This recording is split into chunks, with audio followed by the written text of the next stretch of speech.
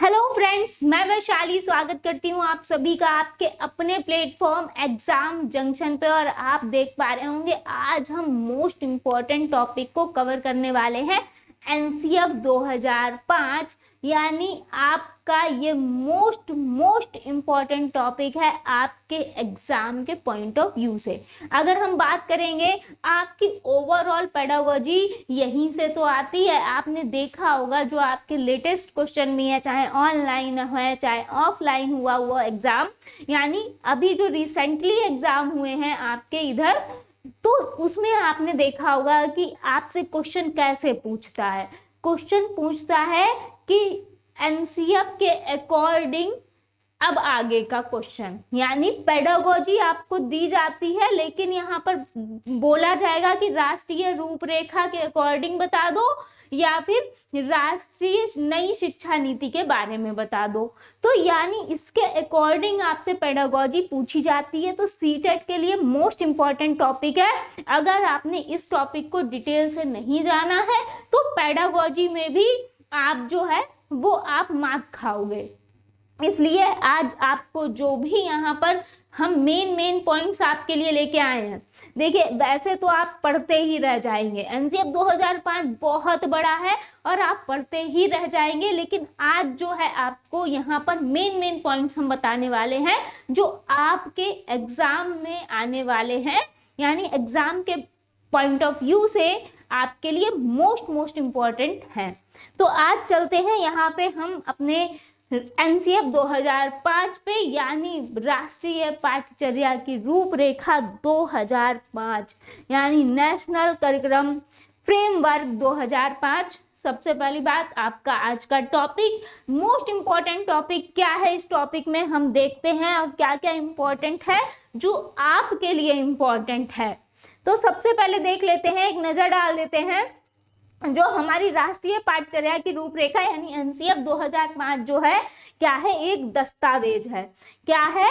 एक दस्तावेज है जिसमें ऐसे विषयों पर चर्चा की गई है कि बालकों को क्या और किस प्रकार से पढ़ाया जाना चाहिए। यानी आप स्कूल में अगर एक शिक्षक के रूप में हैं तो आप अपने बच्चों को किस तरह से पढ़ाएंगे, इस एनसीएफ 2005 में यही बताया गया है।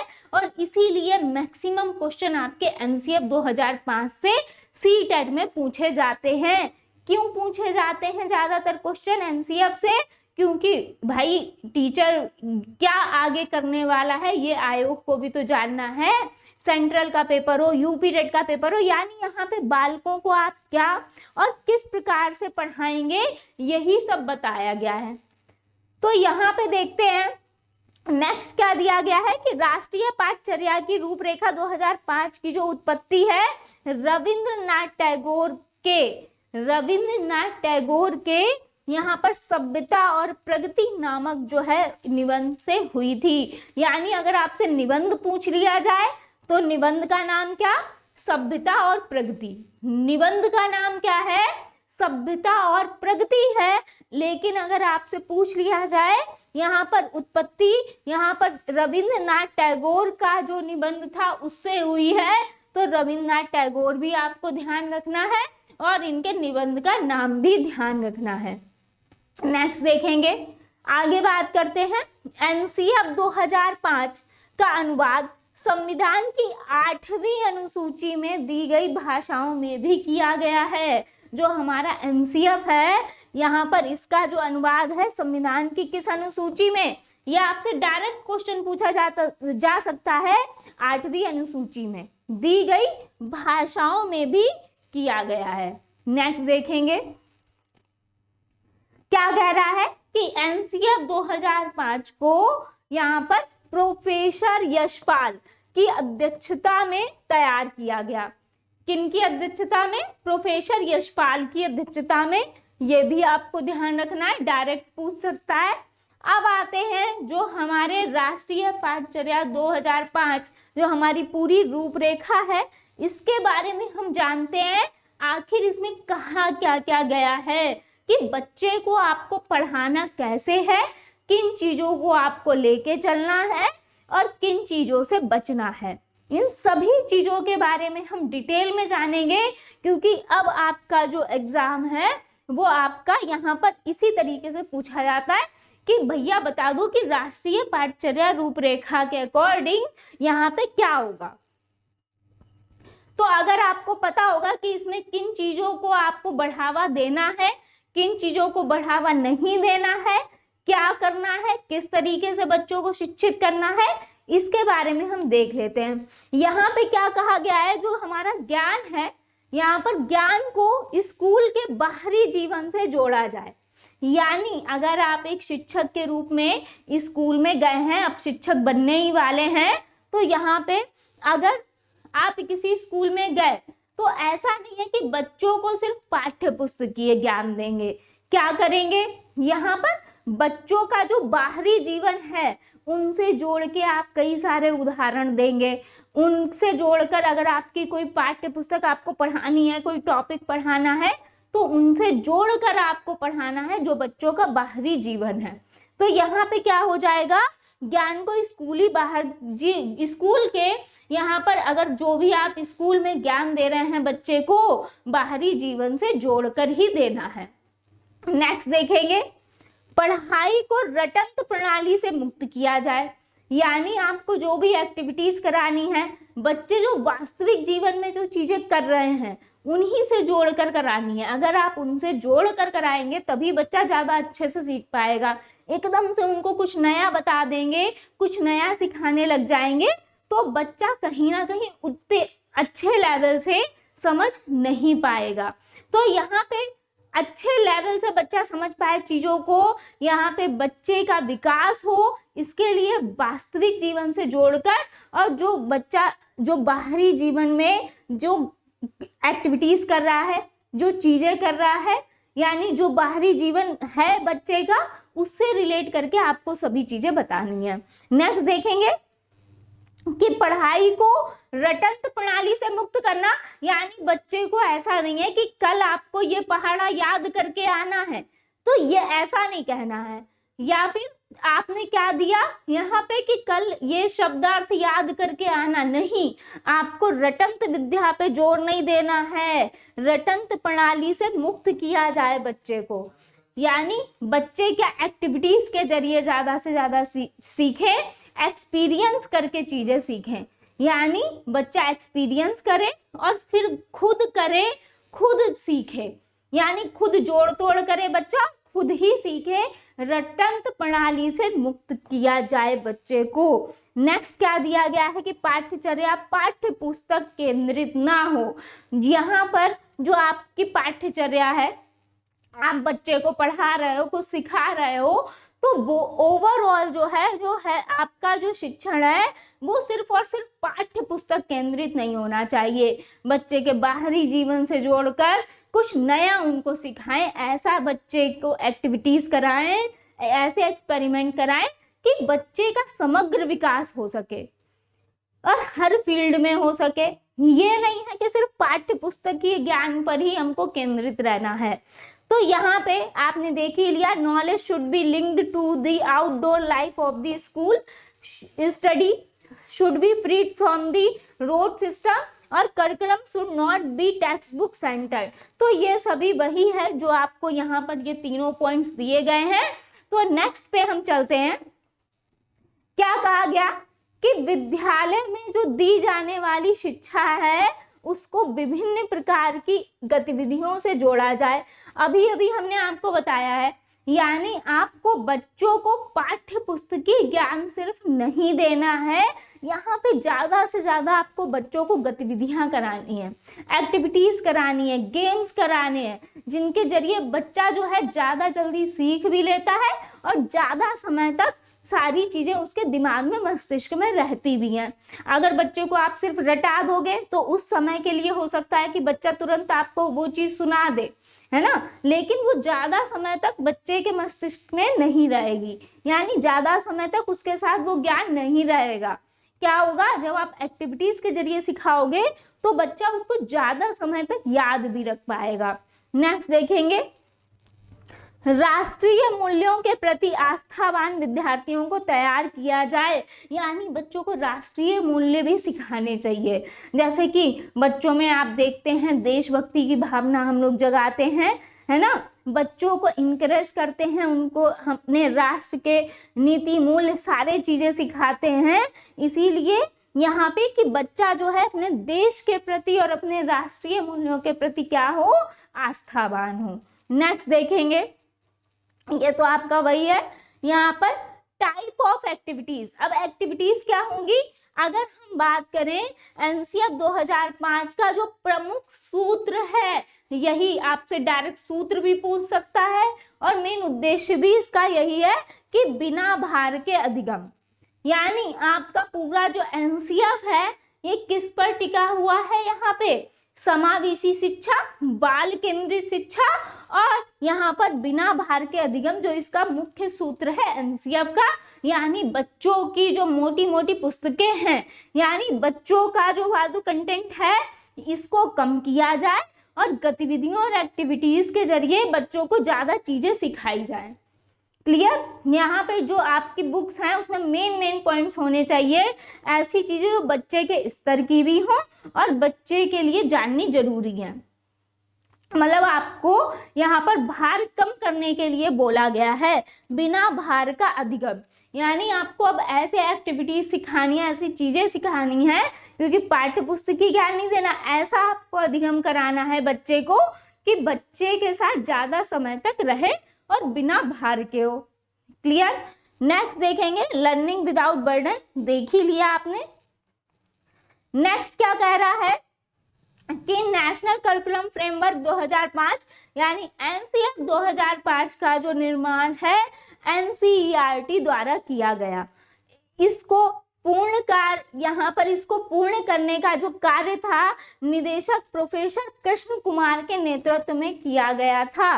और इसका जो प्रमुख लक्ष्य है क्या है, प्रमुख लक्ष्य क्या है, यहाँ पर आत्मज्ञान, अर्थात यहाँ पर नेशनल करिकुलम, यहाँ पर आत्मज्ञान, ये फिर से टाइप हो गया है, चलिए कोई बात नहीं, यहाँ पर एडजस्ट कर लीजिए। आत्मज्ञान अर्थात विद्यार्थियों को अलग अलग अनुभवों के अवसर देकर उन्हें स्वयं ज्ञान की प्राप्ति करनी होती है।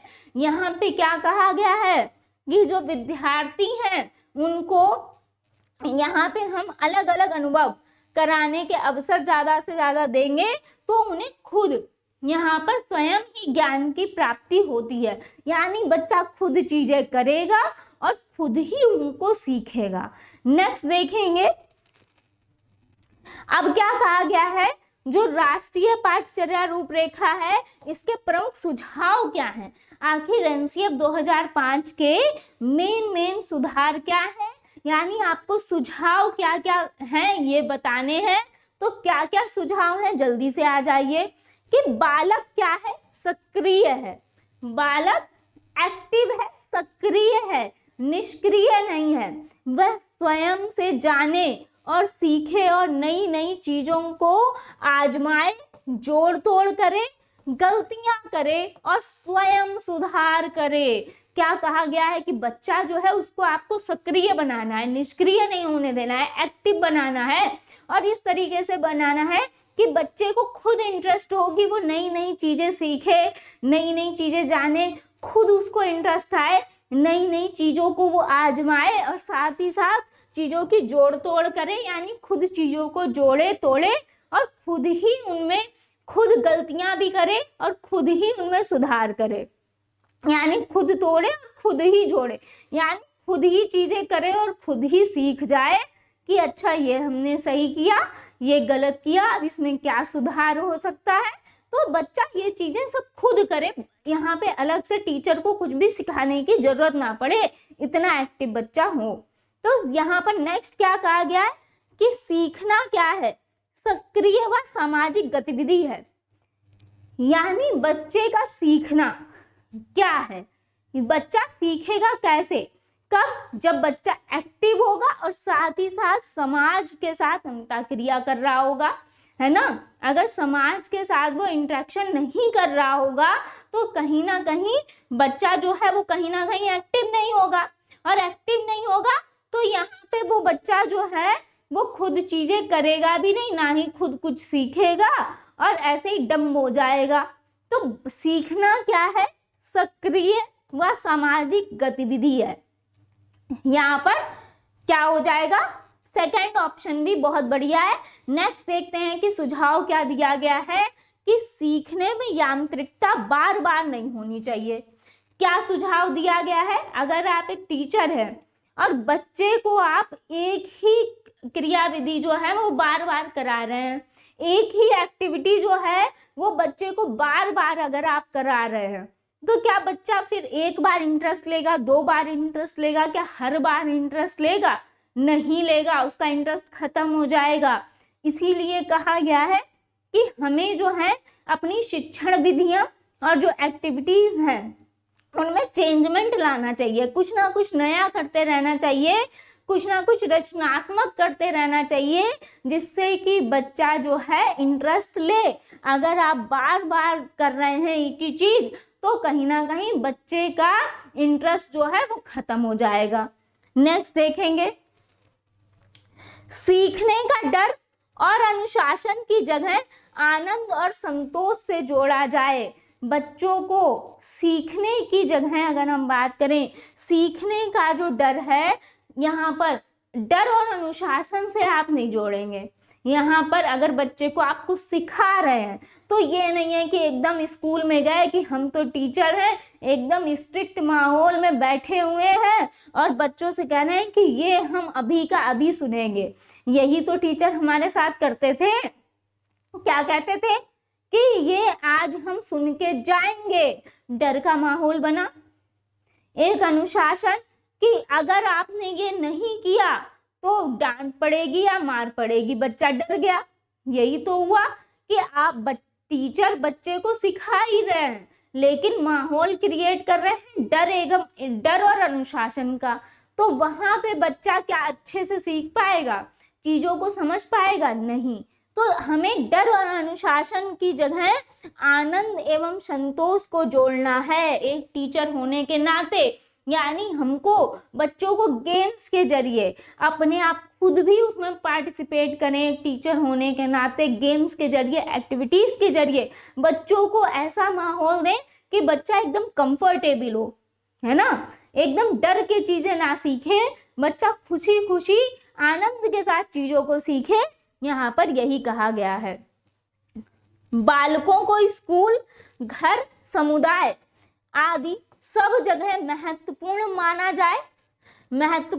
माना जाए और उसकी भाषा संस्कृति को भी यहाँ पर सम्मान दिया जाए। जो बालक है यहाँ पे क्या कहा गया है कि बच्चे को ये नहीं लगना चाहिए, चाहे घर हो, चाहे वो समाज में अपने दोस्तों के साथ हो या फिर बड़ों के साथ हो या फिर अपने घर में हो, विद्यालय में हो, कक्षा में हो, बच्चे को कहीं भी ये नहीं लगना चाहिए कि उसको इग्नोर किया जा रहा है या वो वहां पे सबसे अलग है। ऐसा नहीं। अगर ऐसा आप करेंगे, ऐसा बच्चे को लग रहा है तो वो बच्चा क्या डिमोटिवेट होगा, वो बच्चा क्या निष्क्रिय होता चला जाएगा। यानी आप क्या कर रहे हैं, उसका कॉन्फिडेंस लो कर रहे हैं। यहाँ पे क्या करना है कि बच्चे को महत्वपूर्ण माना जाए, ऐसा दिखाना है कि बच्चा इंपॉर्टेंट है वहां पे। नेक्स्ट क्या कहा गया है, उसकी भाषा और संस्कृति को भी सम्मान दिया जाए। यानी ऐसा है, अगर आपकी कक्षा में बहुत सारे बच्चे हैं और एक बच्चे की भाषा जो है वो भैया कन्नड़ है ना, कन्नड़ है, बाकी सब हिंदी बोल रहे हैं या यहाँ पर इंग्लिश बोल रहे हैं और एक कन्नड़ वाला आ गया या फिर मलयालम वाला आ गया, तो क्या आप उसको निग्लेक्ट कर दोगे? नहीं, आपको उसको लेकर चलना है, उसकी भाषा को भी उतना सम्मान देना है, साथ ही साथ उसकी संस्कृति को भी सम्मान देना है।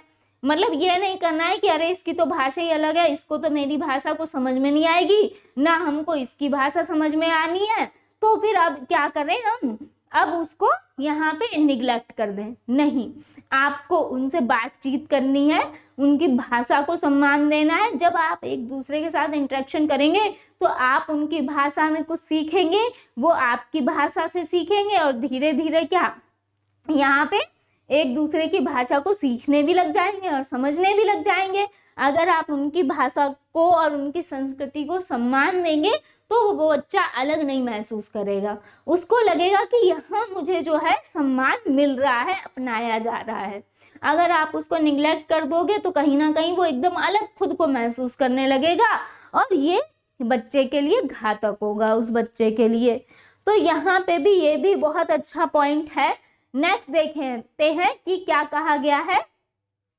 नेक्स्ट क्या कहा गया है कि प्राथमिक स्तर पर पाठ्यचर्या की सभी गतिविधि में भाषा व गणित को महत्वपूर्ण स्थान माना गया है। प्राथमिक स्तर पर पाठ्यचर्या की जो सभी ऑल एक्टिविटीज हैं, है ना, गतिविधियां हैं, उसमें हमारी भाषा और गणित को यानी संख्याओं के जोड़ तोड़ को साथ ही साथ यहाँ पे भाषा को यहाँ पर इम्पोर्टेंट माना गया है। नेक्स्ट क्या कहा गया कि बहुभाषिक कक्षा शिक्षण 3 भाषाओं त्रिभाषा सूत्र की वकालत करता है। अब देखिए, क्योंकि हमारा भारत है, क्योंकि जब भी आपसे पेडागोजी पूछी जाती है, पेडागोजी गलत कहाँ होती है यहाँ पे, क्योंकि आपने सुना है कि बहुभाषिकता से तो बढ़िया कोई यहाँ पर वर्ड ही नहीं है ना, यही तो सुना है और सही भी बात है कि बहुभाषिकता से बढ़िया कोई शब्द नहीं है। बहुभाषिकता जो है वो बिल्कुल बहुत बढ़िया शब्द है, सभी भाषाएं जो हैं उन्हीं को लेके हमको चलना होता है। लेकिन क्या कहा गया कि बहुभाषिक कक्षा शिक्षण जो है 3 भाषाओं यानी त्रिभाषा सूत्र की वकालत करता है। यहाँ पे एक पॉइंट दिया गया, यानी आपको ऑप्शन में त्रिभाषा सूत्र भी दिया जाएगा। ऑप्शन जब दिया जाएगा ABCD यानी 4 ही ऑप्शन होते हैं, इसमें आपको एक जगह त्रिभाषा भी दिया जाएगा सूत्र और एक जगह क्या दिया जाएगा, बहुभाषा। बहुभाषा आप क्या करते हो, यहाँ पर बहुभाषा टिक कर देते हो, त्रिभाषा सूत्र को निगलेक्ट कर देते हो। जहां पर त्रिभाषा नहीं दिया गया वहां पर तो बहुभाषा ठीक है और त्रिभाषा को कर दिया निगलेक्ट आपने। चूंकि त्रिभाषा को निगलेक्ट कर दिया, लेकिन त्रिभाषा ही आपका सही होगा, है ना, त्रिभाषा ही आपका सही होगा। क्यों? क्योंकि बहुभाषिक कक्षा शिक्षण जो है वो तो हमारा 3 भाषाओं पर आधारित है, त्रिभाषा सूत्र की ये वकालत कर रहा है। आगे देखिए, यहाँ पर अगर त्रिभाषा सूत्र किसने दिया था, कोठारी आयोग ने, कोठारी आयोग द्वारा दिया गया था, ठीक है, कोठारी आयोग द्वारा। यहाँ पर NCF 1863 में यहाँ पर दिया गया था, क्लियर, कोठारी आयोग द्वारा। तो यहाँ पे अगर हम बात करेंगे, कोठारी आयोग द्वारा त्रिभाषा सूत्र दिया गया, जिसमें एक तो आपकी मातृभाषा, दूसरी इंग्लिश, तीसरी आपकी जो प्रांतीय भाषा है ना, इसको शामिल किया गया था। नेक्स्ट देखेंगे, इसने भाषा के 4 कौशल की बात की है। अब भाषा कौशल से देखिए आपके कितने क्वेश्चन आते हैं भैया। तो आप कह रहे हो पेडागोजी तो सारी इसी से आ रही है, पेडागोजी तो सारी यहीं से पूछ रहा है कि नहीं पूछ रहा है। यहाँ पर भाषा के 4 कौशल कौन कौन से, सुबोपली, कौन कौन से, सुबोपली यानी सुबोपली सुनना, बोलना, पढ़ना और लिखना, सुबोपली सुनना, बोलना, पढ़ना और लिखना। अगर हम बात करेंगे भाषा कौशल की तो क्या होगा, सुबोपली, यहाँ पे एक देख लेते हैं,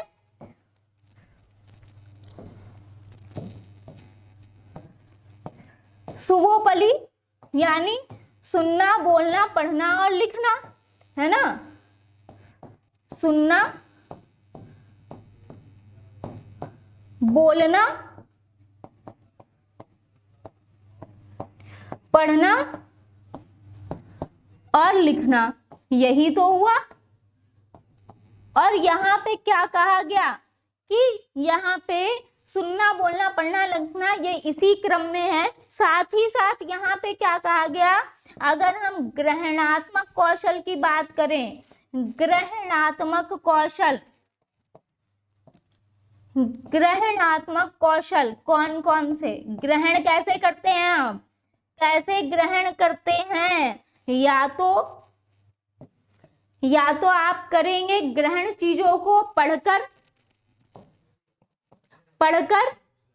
यानी पठन, यानी पढ़ना, या पढ़ना क्या है यहाँ पर कौशल है ग्रहणात्मक। साथ ही साथ सुनकर, चीजों को पढ़कर और सुनकर ही तो ग्रहण करेंगे, पढ़कर और सुनकर ग्रहण करेंगे।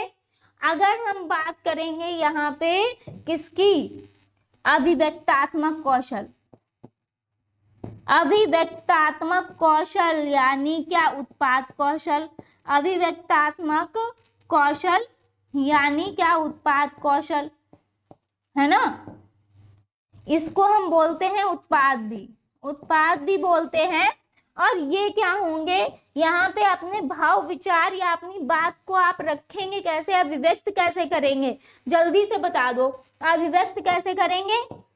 या तो बोलकर, या तो लिखकर, है ना, या तो बोलकर या तो लिखकर। तो ये हो गया पूरा आपका क्या यहाँ पे भाषा कौशल। तो यहाँ पे आपने देखा कि भाषा कौशल जो थे इनके बारे में आपको पूरा हमने बता दिया। नेक्स्ट क्या कह रहा है कि आकलन व मूल्यांकन। आकलन व मूल्यांकन, यहाँ पर सतत एवं व्यापक मूल्यांकन, रचनात्मक आकलन, निदानात्मक आकलन। यहाँ पर क्या कहा गया है कि जो हमारा आकलन और मूल्यांकन होना चाहिए वो सतत एवं व्यापक मूल्यांकन होना चाहिए, यानी निरंतर चलने वाला। ये नहीं है कि आप बच्चों का जो आप क्या लेते हो यहाँ पर एंड में, जो आपने जो वार्षिक परीक्षा ली है उसके अकॉर्डिंग जो रिजल्ट आया बच्चों का, अंकों के आधार पर, विषयों के आधार पर, आपने हर विषय के अंक के आधार पर बच्चे को ठहरा दिया कि ये प्रतिभाशाली बालक है और ये कमजोर बालक है। नहीं, यहाँ पे बच्चे का सतत एवं निरंतर मूल्यांकन करना है, व्यापक मूल्यांकन करना है, यानी लगातार आपको करते रहना है। नेक्स्ट देखेंगे कि रचनात्मक आकलन, निदानात्मक आकलन। रचनात्मक तौर पे और निदानात्मक यानी क्या? बच्चे की कोई कठिनाई समस्या है तो उसका पता लगाएंगे। बच्चे को निदानात्मक आकलन क्या होगा? यानी कोई भी बच्चे को समस्या है या फिर कोई कठिनाई है उसका पता लगाना, है ना, उसका पता लगाएंगे निदानात्मक आकलन में और फिर उसका उपचार करेंगे उपचारात्मक आकलन में। नेक्स्ट देखेंगे, ये आपका बीच में आ गया है, ये नहीं होगा। नेक्स्ट देखेंगे कि किसी भी प्रकार की सूचना को ज्ञान मानने से बचाना, यानी बच्चे को कोई भी आपकी कोई भी सूचना है उसको क्या ज्ञान नहीं मानने देना है, यानी आपको एक प्रमाणिक तौर पर जो है यहाँ पर प्रमाणिक चीजें जो है यहाँ पर होनी चाहिए। प्रमाणिक सामग्री के तौर पर आप जो है बच्चों को चीजें बताएंगे, प्रमाणिक तौर पर, ठीक है। यहाँ पे क्या बात कही गई है कि प्रमाणिक तौर पर आप चीजों को बताएंगे। नेक्स्ट देखेंगे कि विद्यार्थियों को दी जाने वाली शिक्षा में शिक्षण सूत्र जैसे कि ज्ञात से अज्ञात की ओर, मूर्त से अमूर्त की ओर आदि शिक्षण सूत्रों का अधिक से अधिक प्रयोग करना चाहिए। यानी अगर विद्यार्थियों को एक अच्छी शिक्षा देनी है, एक अच्छा ज्ञान देना है, तो यहाँ पे जो हमारे शिक्षण सूत्र हैं, जो हमारे शिक्षण सूत्र हैं ज्ञात से अज्ञात की ओर, यानी बच्चे को जो चीजें पता है, जो चीजें बच्चा पहले से जानता है, उसको जोड़कर आपको बच्चे को नया ज्ञान देना है। यानी बच्चा जो पिछली क्लास में पढ़ के आया, सपोज दैट बच्चा न्यू क्लास में आया है, नया सिलेबस है, तो क्या आपको जो नया सिलेबस है वो स्टार्ट कैसे करना है? यहाँ पे बच्चे का जो पुराना ज्ञान है, जो बच्चा पढ़ के आया है, उसी से रिलेट करके आप बच्चों को नई चीजें सिखाएंगे तो बच्चा ज्यादा अच्छे से सीख पाएगा। साथ ही साथ मूर्त से अमूर्त की ओर, यानी बच्चे के सामने जो प्रत्यक्ष प्रमाण के तौर पर अभी है उसको, यानी बच्चा जिसे छू कर महसूस कर सके, मूर्त से आपको यहाँ पर किस पर ले जाना है, अमूर्त की ओर। यानी जो चीजें बच्चों को नहीं पता है, जिनके बारे में बच्चे ने कभी देखा नहीं है, जाना नहीं है, तो यहाँ पे तब आपको मूर्त से कहाँ पे ले जाना है, अमूर्त की ओर। इस तरीके से इन सारे शिक्षण सूत्रों का ज्यादा से ज्यादा यहाँ पर प्रयोग किया जाना चाहिए। नेक्स्ट क्या कहा गया कि सजा एवं पुरस्कार की भावना को सीमित किया जाए। तो सजा और पुरस्कार की भावना को सीमित करने की बात कही गई, यानी आपको बच्चे को यहाँ पर सजा नहीं देनी है ज्यादा से ज्यादा, या फिर यहाँ पर बच्चे को हर छोटी छोटी चीज पे ऐसा नहीं है कि आप पुरस्कार दें। ऐसा नहीं है कि बच्चे ने कुछ भी छोटी सी भी अचीवमेंट की, या फिर बच्चे ने सपोज दैट अच्छा लिख ही दिया, आपको बच्चे का जो सुंदर लेख है उसी को ही देख के आपने पुरस्कार दे दिया। तो हर छोटी छोटी चीज पे आपको, हर छोटी छोटी एक्टिविटीज पे बच्चे को ना तो पुरस्कार देना है और बच्चे को दंड तो देना ही नहीं है। क्लियर? तो यहाँ पे इनको सीमित करने की बात कही गई है। साथ ही साथ सह शैक्षिक गतिविधियों में बच्चों के अभिभावकों को भी जोड़ा जाए। जो सह शैक्षिक एक्टिविटीज हैं उनमें बच्चों के पेरेंट्स को भी जोड़ा जाए, जिसमें बच्चा और ज्यादा, उसको इंटरेस्ट भी आएगा, मजा भी आएगा, अपने पेरेंट्स के साथ इन्वॉल्व होके बच्चा और अच्छे से चीजें करेगा। नेक्स्ट, विशाल पाठ्यक्रम व मोटी किताबें शिक्षा प्रणाली की असफलता का प्रतीक हैं। तो बिल्कुल सही बात है, हमारा जो विशालकाय पाठ्यक्रम जो था, मोटी मोटी किताबें थी, उनको कम करने की बात इसीलिए कही गई क्योंकि ये असफलता का प्रतीक बनती जा रही हैं और बच्चा सिर्फ पाठ्यक्रम तक ही सीमित हो पा रहा है। तो यहाँ पे इसको कम करने की बात कही गई, यानी बिना भार के आपको अधिगम कराना है। साथ ही साथ मूल्यों का उपदेश देकर नहीं, वातावरण देकर स्थापित किया जाए। यहाँ पे बच्चे को ऐसा आपको वातावरण देना है, यहाँ पर ओवरऑल आपको बच्चे को इस तरीके का वातावरण स्कूल में देना है कि बच्चा जो है, बच्चे को इंटरेस्ट आए, स्कूल में मजा भी आए, बच्चा नई नई चीजें सीखे भी। एक्टिविटीज के जरिए एक्टिविटीज कराइए, ज्यादा से ज्यादा गेम्स कराइए बच्चों को, जिससे कि बच्चा नई नई चीजें सीखेगा भी। और यहाँ पे बच्चा जो है उसको ऐसा नहीं है कि बच्चा स्कूल आने से कतराएगा, आपको ऐसा माहौल देना है कि बच्चा स्कूल आने में इंटरेस्ट ले। नेक्स्ट देखेंगे कि बच्चे को स्कूल से बाहरी जीवन से तनाव मुक्त वातावरण प्रदान करें। यानी बाहरी जीवन जो है बच्चे का, इससे तनाव मुक्त वातावरण यहाँ पर देने की बात कही गई है कि बच्चे जो है स्कूल में एकदम तनाव मुक्त रहें। बच्चे जो है, कोई भी ये नहीं है कि आप उनको प्रेशर दे रहे हैं, दंड दे रहे हैं, जिससे कि बच्चा जो है और डिमोलाइज हो, ऐसा नहीं करना है। पुस्तकालय में बच्चों को स्वयं पुस्तक चुनने के ज्यादा से ज्यादा अवसर दें। यानी बच्चा खुद पुस्तक चुने और खुद अपनी इंटरेस्ट की जब पुस्तक चुनेगा तो जाहिर सी बात है कि इंटरेस्ट के साथ पढ़ेगा भी। नेक्स्ट देखेंगे कि सांस्कृतिक कार्यक्रमों में मनोरंजन के स्थान पर यहाँ पर सौंदर्य बोध को बढ़ावा मिलना चाहिए। सांस्कृतिक कार्यक्रम जो होते हैं वो एक अर्थपूर्ण ढंग से भी होने चाहिए, सिर्फ मनोरंजन बेस नहीं होने चाहिए। यानी बच्चे के अंदर देशभक्ति की भावना जगे, इस तरीके से देश के प्रति, या फिर जो यहाँ पर कई सारे टॉपिक हैं जो हम समाज के अपने सांस्कृतिक कार्यक्रमों में दिखा सकते हैं, उठा सकते हैं, इस चीज पर भी आधारित होने चाहिए। नेक्स्ट क्या कहा गया है कि शिक्षकों को अकादमिक संसाधन व नवाचार आदि समय समय पर पहुंचाया जाए। टीचरों को यहाँ पर नई नई चीजें, नए नए संसाधन टीचरों को पहुंचाए जाने चाहिए ताकि वो बच्चों तक एक अच्छा शिक्षण दे पाए बच्चों को। नेक्स्ट क्या कहा गया कि समुदाय को मानवीय संसाधन के रूप में प्रयुक्त होने का ज्यादा से ज्यादा अवसर देना चाहिए। साथ ही साथ मानसिक स्तर एवं योग्यता के अनुसार पाठ्यक्रम का निर्धारण करना चाहिए। बच्चे के स्तर के अनुसार आपको पाठ्यक्रम का निर्धारण करना है। नेक्स्ट क्या कहा गया, जो हमारी शांति शिक्षा है इसको बढ़ावा क्यों दिया गया, इसलिए ताकि महिलाओं के प्रति जो है वो आदर एवं जिम्मेदारी का दृष्टिकोण सभी का विकसित हो सके। ये इसी का ही एक कार्यक्रम है, शांति शिक्षा। नेक्स्ट क्या कहा गया कि बालकों के चहुमुखी विकास यानी ऑल अराउंड डेवलपमेंट, बच्चे का सर्वांगीण विकास एक तरीके से यहाँ पर आधारित पाठ्यक्रम हो। यहाँ पर पाठ्यक्रम ऐसा होना चाहिए कि बच्चे का ओवरऑल विकास हो सके, है ना, बच्चे का ओवरऑल विकास हो सके। क्लियर? नेक्स्ट क्या कहा गया कि सभी विद्यार्थियों हेतु समावेशी वातावरण तैयार करना, यानी सभी विद्यार्थियों के लिए आपको समान रूप से समान शिक्षा देनी है। ये मोस्ट इम्पोर्टेंट है, समावेशी वातावरण देना है।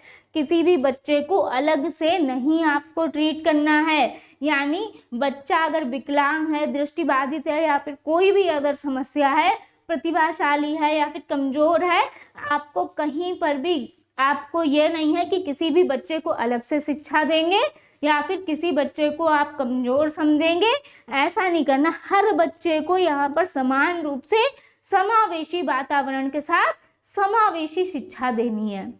नेक्स्ट क्या कहा गया कि एनसीएफ 2005 जो है 5 विधियों पर जोर देता है। कौन कौन सी हैं वो 5 विधियां? करके सीखना यानी लर्निंग बाय डूइंग, बच्चा खुद करके सीखे, खुद निरीक्षण करे, खुद ही परीक्षण करें, सामूहिक विधियां ज्यादा से ज्यादा बच्चों को कराएं। ऐसा माहौल आप बच्चे को देंगे, बच्चे को सामूहिक कार्य करने के ज्यादा से ज्यादा मौके देंगे। मिश्रित विधि यानी मिक्स, आप ऐसी यहाँ पर एक्टिविटीज कराएंगे जिससे कि यहाँ पर ऑल ओवर चीजें, मतलब ऑल अराउंड चीजों में बच्चे का विकास हो सके। नेक्स्ट क्या कहा गया? नेक्स्ट क्या कहा गया कि यहाँ पे जो एनसीएफ 2005 है, इसमें शिक्षक के प्रति दृष्टिकोण शिक्षक ज्ञान का स्रोत नहीं अपितु एक ऐसा सुगम करता है। एनसीएफ 2005 का शिक्षक के प्रति दृष्टिकोण क्या है यहाँ पर कि शिक्षक जो है ज्ञान का स्रोत ही नहीं है अपितु एक ऐसा सुगम करता है जो सूचना को अर्थबोध में बदलने की प्रक्रिया में विविध उपायों द्वारा बच्चे हेतु सहायक हो। यानी बच्चे को उन्हें अर्थपूर्ण तरीके से यहाँ पर ज्ञान और शिक्षा बच्चों तक पहुँचानी है विविध उपाय करके। क्लियर?